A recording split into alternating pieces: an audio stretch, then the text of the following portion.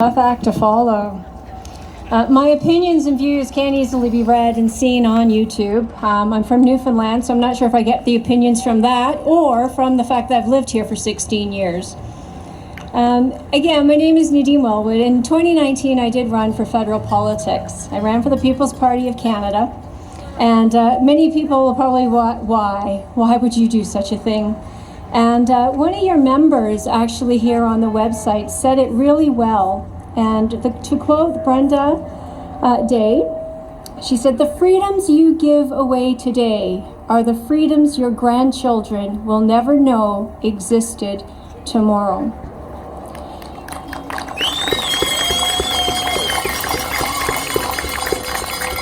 The loss of those very freedoms for my daughter and for your children, our grandchildren, that was not acceptable to me then.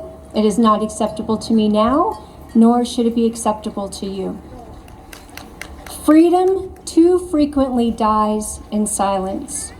It needs people like you and I, exactly what we're doing here today, to defend it. It needs a voice, your voice. For many years now, I have shared my concerns about our attacks on our freedoms, especially our freedom of speech. Take a look around at the amount of censorship everywhere today. I have spoken in defense of freedom, fairness, respect, and responsibility. It is only right that our governments do the same. I have always demanded that the government recognize and uphold one rule of law that applies to all of us equally. We are all equal citizens, and we reject special privileges granted on some at the expense of the many. Freedom applies to us all, to each and every citizen. It does not discriminate. It does not care if you are black or white. It does not care what race you are. It does not care about your sexual orientation. But it does not force one person's view on another. It seeks truth and encourages debate. Wouldn't that be nice? This is what tolerance is about. Tolerance is understanding that your freedoms end where mine begin. Freedom does not partake in identity politics.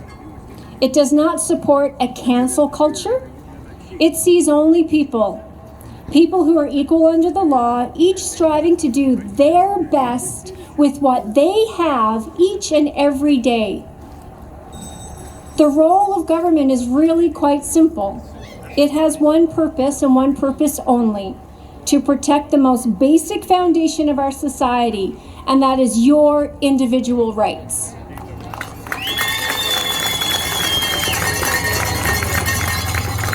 Now, I could end my speech right here, but they told me I have to speak for 20 minutes, so you're stuck with me. They put me at the end, and I said, "Oh, sure, leave the political person to the end and then go and watch the crowd scatter." They want to make sure you all leave. So when I was asked to talk today, though, I thought about how best to tackle this subject. And being a little political, I thought, why not? You've heard from so many people about the stats, the data, the medicine, and they've shared their views and their opinions on the lockdowns. But I know for many of you, you're not much interested in politics, but politics is very interested in you. I like to focus on the causes, not only the symptoms. And I thought I would share a little bit of a political viewpoint. And in my opinion, the real crisis we experience today is not one of health. That may be their excuse. The real crisis is actually in government. The real crisis is a lack of leadership.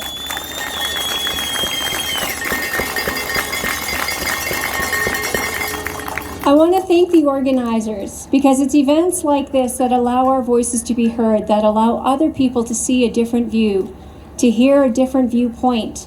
And that's how we change the world. one person, one event at a time. So I'm going to start with an example of someone and some state that I think did a very good job of doing things differently around COVID. This person has demonstrated, in my opinion, real leadership. Miss Kristi Noem, Governor of South Dakota. Should have known this crowd has heard of her. Well, Miss Noem consulted a multitude of experts, from medical experts, and a variety of them, from psychologists to virologists. She consulted with constitutional lawyers. She consulted with teachers. But you know who she consulted with, most important? The people.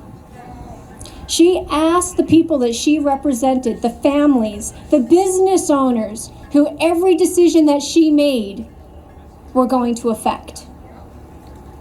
Where's Mr. Kenney? Did he ask any of you? Mr. Trudeau? She resisted the fear and the propaganda pushed by a media narrative, and she formed a much different response. She never forced a single school to close, never asked children to wear masks. She never demanded a single business or a church to refuse its members service.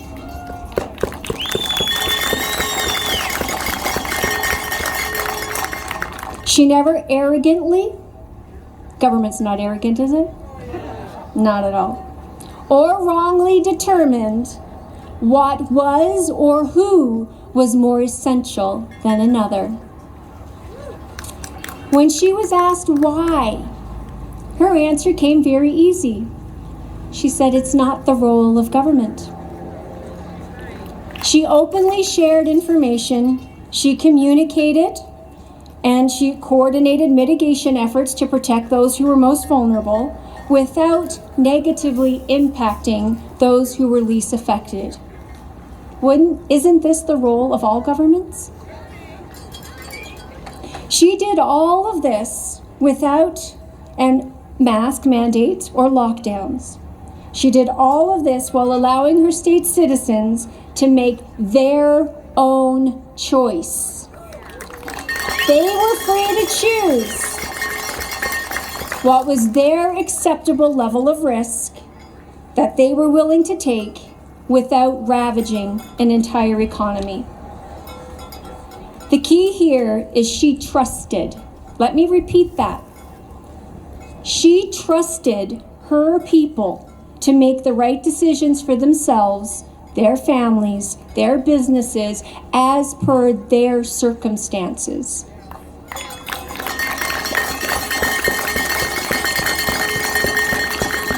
Now, she was mocked, ridiculed, even threatened, but she held firm.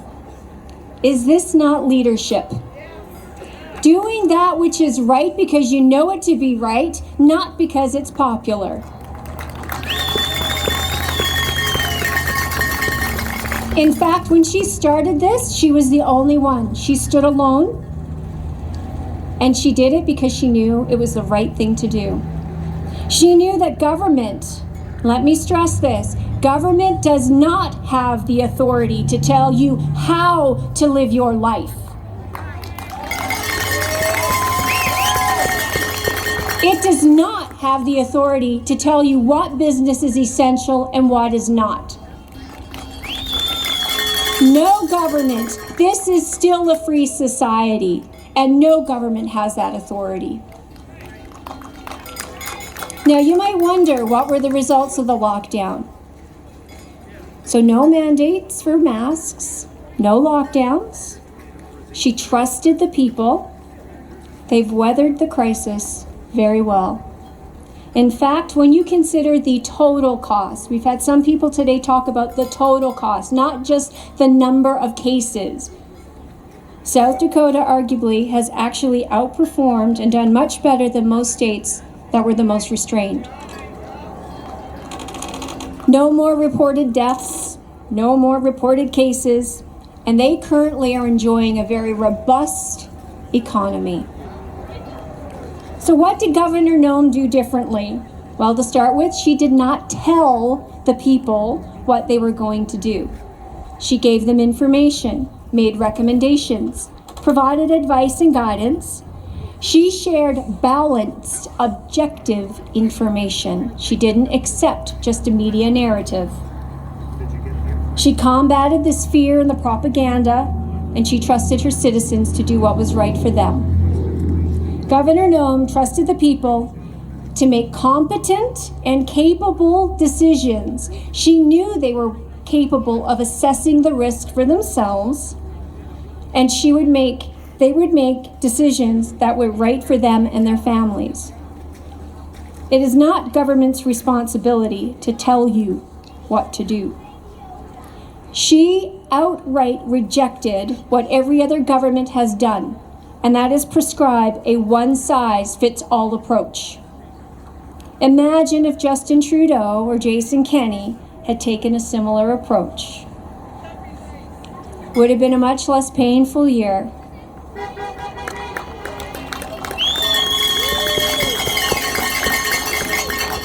In the face of adversity, Miss Noem demonstrated to the world what true leadership, in my opinion, looks like. She often stood alone in her own conviction, based upon fact. Science is a word that's been hijacked, I think. Not media narratives, not an opinion, and she communicated those facts and restricted her own authority to its proper jurisdiction. What does true leadership look like? A real leader does not ask of anyone more than they are willing to do themselves. Leaders follow the same rules that they ask those of which they lead. They walk their talk. Mr. Kenney talked some pretty big talk. He's not really walking it. Their actions are consistent with the spoken word. Leaders seek justice, and I want to talk here for a moment about justice, because I want to point out there's a difference between what is legal and what is just. Those two words do not mean the same thing. Leaders seek relevant information, but they continue to be teachable. So I want to stress an open mind. In order to be receptive to a difference of opinion, you have to have an open mind. And our political leaders have ignored qualified and respected individuals in their field to show favor only to those who support their own narrative. Barrington Declaration, anyone?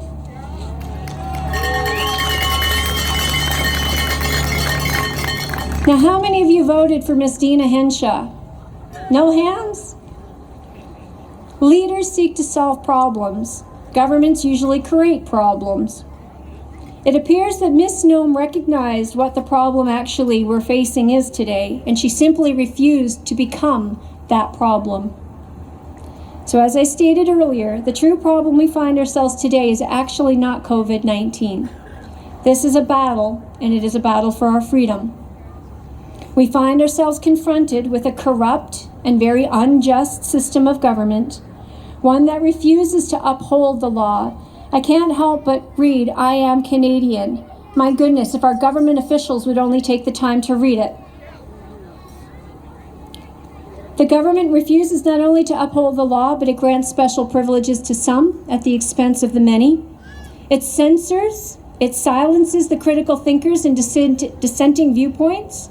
It no longer respects our individual rights and freedoms. Yet it is these very rights and freedoms that separate us from every other despotic government in the world, and there are many.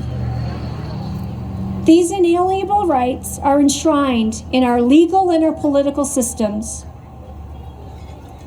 And they are put there not only to protect you and I now in this moment, but they are there so that the generations to come will know freedom and peace.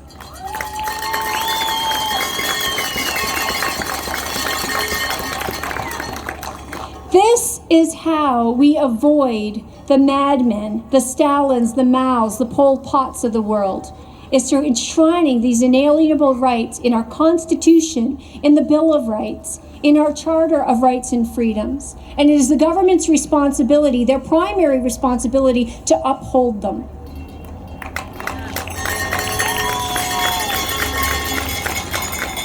Leaders seek and speak the truth. Without the freedom of our own conscience, without the freedom of expression, to speak, to debate ideas and thoughts, finding the truth, coming to truth, is next to impossible. Today's cancel culture threatens our freedom of speech, and it does not believe in truth, but rather it promotes nothing but opinion and emotion.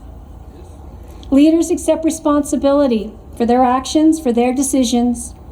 They listen to the people, they advise, they gather information from all sides, not just one side, all sides, holistically before they chart a course. Somebody mentioned earlier, Colonel Redmond, emergency response, has gone around the world, and yet we didn't have the sense enough to even ask him, let alone listen to what he had to say.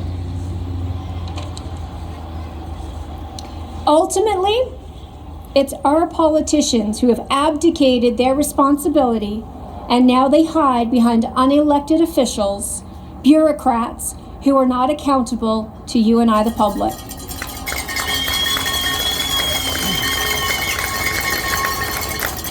Alberta, Canada, the world has paid a significantly higher price than was necessary, not because of a virus, but because of the overreach and the arrogance of government officials. The cure is not supposed to be more expensive and cause more damage than the disease. The leader of any country cannot myopically assess one and only one aspects of their responsibilities. They must assess all of them equally, and they must assess them from the perspective of the economy as a whole and from the individual rights and freedoms. They must never act in such a way that infringes upon not only the physical needs, but the social, mental, emotional, and spiritual needs of the people that they are actually supposed to serve.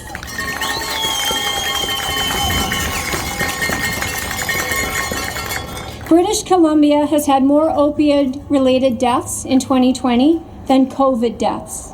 So where's the pandemic actually lie?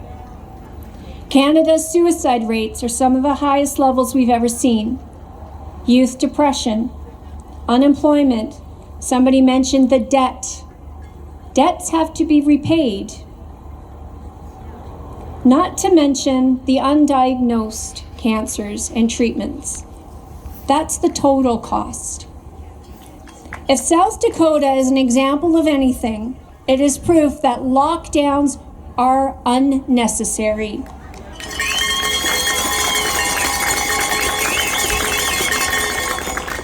And in fact, they have caused more harm than good.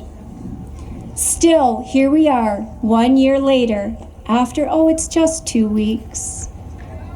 1 year later, while some states, Florida, South Dakota, Texas, the list goes on, are enjoying their freedom, sitting out on a balcony right now enjoying a beer. 17! We continue with harsh lockdowns. Mr. Kenney refuses to open the economy. He refuses to lift the restrictions, and worse yet, he continues to move the goalpost or agree to his own terms, despite the evidence. I'm going to share a quote that Dr. Theresa Tam, everybody's favorite person, restated this week. Her quote is, "Her early low-risk claim for the virus was correct." Now I'm going to repeat that because she's actually saying here her early on, her low-risk claim for the virus was correct. So this is not such a big pandemic after all, perhaps. She states, "It was not wrong. It is just that it is important to also provide what the future state might look like." She added, "Public health agencies need to be prediction organizations and not just assess the risk of the present moment." This is not the role of government. To predict a hypothetical future outcome. This is absurdity. Miss Lotley, she'd have us in a worse situation. As the real data comes in and the truth is harder to deny, the reality is our politicians have failed us.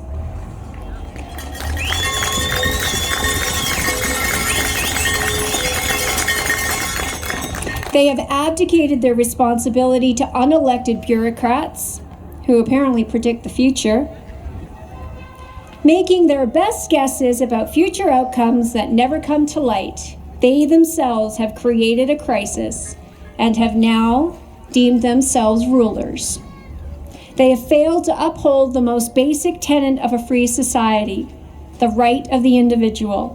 Their failure to consider all the factors from a holistic perspective have caused more damage and more harm than was needed. What do we learn from all of this? Well, we cannot change the past.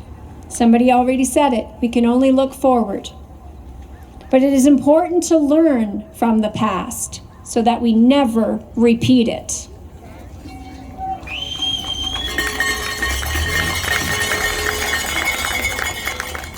So here's the catch. They claim the crisis of COVID-19, but in reality, it does not end here. This is a battle for our freedom, your freedom, my freedom, our children's freedom. And governments have now set a precedent. They know what we're willing to accept, what we're not willing to accept, how long they can get away with this. They have perfected their system of fear-mongering and propaganda campaigns, and they will use this again in the future. There will be the next crisis. Oh, there always is, for government will never let a good crisis go to waste. Government, just like every corporation, it seeks to grow. It seeks to gain more control and more power. We must stop the intrusion of government in our personal lives.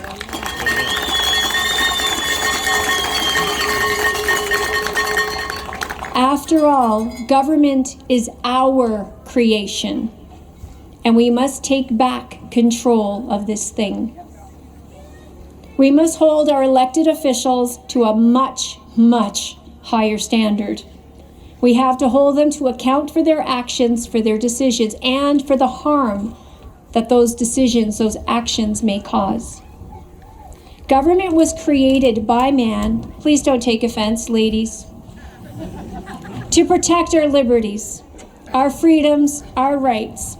It does not have the authority to override these rights for any reason, at any time, and during any event.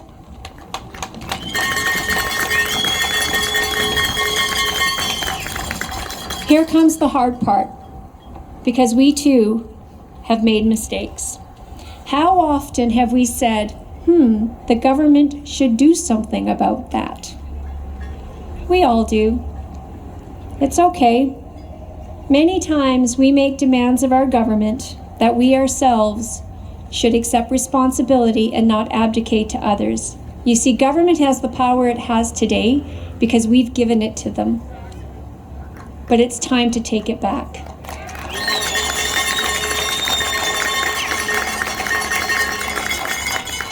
Government is happy to assume the power that we freely give them, but with freedom comes personal responsibility. And before we look to government to answer our problems, we should really consider if that is indeed what we want. Let's take health for an example. How many Canadians would honestly want the government to be 100% responsible for their health and their wellness, for them and their families? Do you really want a small group of individuals unknown to you dictating what you can eat, what you can drink? Mr. Gates believes that insects and plant proteins is better than real meat. I like beef.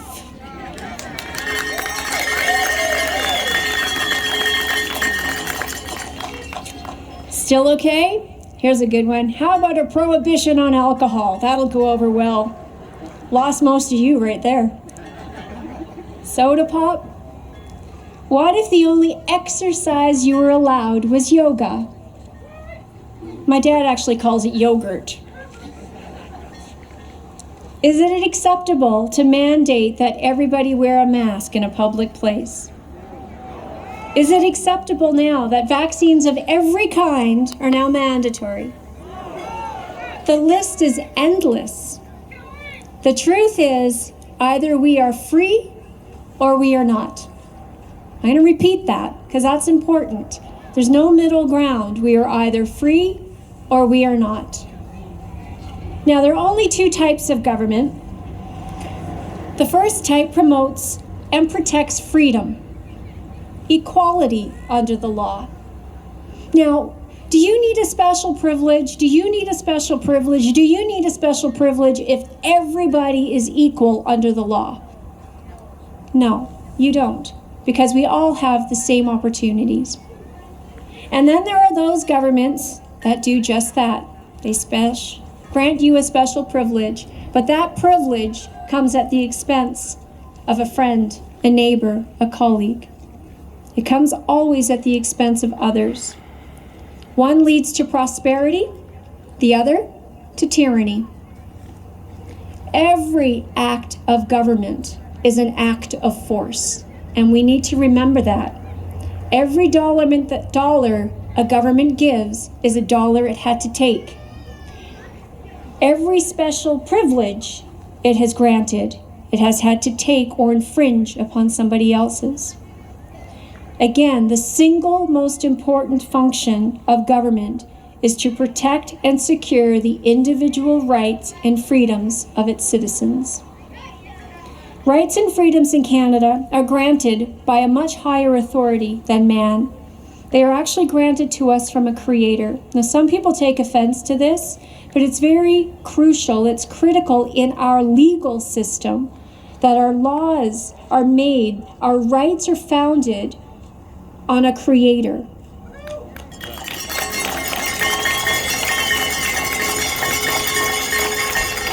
These rights are enshrined in our Bill of Rights, our Charter of Rights and Freedoms, the Constitution. But why is this so important? Because if our rights are granted by men and women, then they can take them away. It's not a right, it's a privilege. And then we would be forever subjected to the whims, the dictates of an individual or a small group of people who happen to have a little authority. In a free society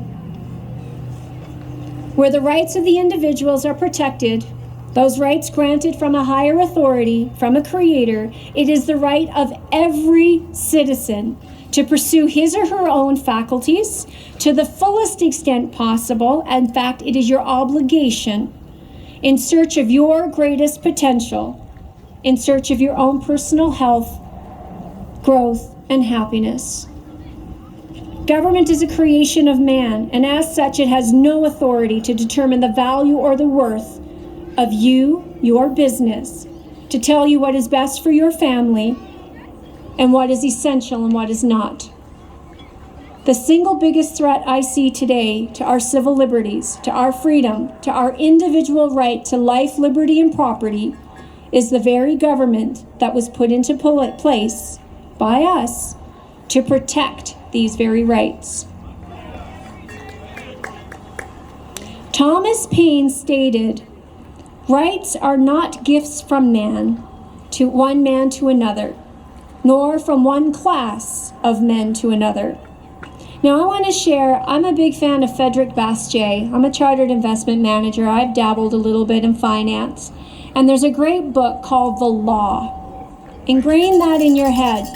It's called The Law. It's available in the public domain. You can go search it, read it. It's 80 pages, take you about an hour. It talks about the proper function of government. And Frederick Bastiat states, "Life, liberty, and property do not exist because men have made laws. On the contrary, it was the fact that life, liberty, and property existed beforehand that caused man to make laws in the first place. Government is meant to be protection of those rights, those liberties.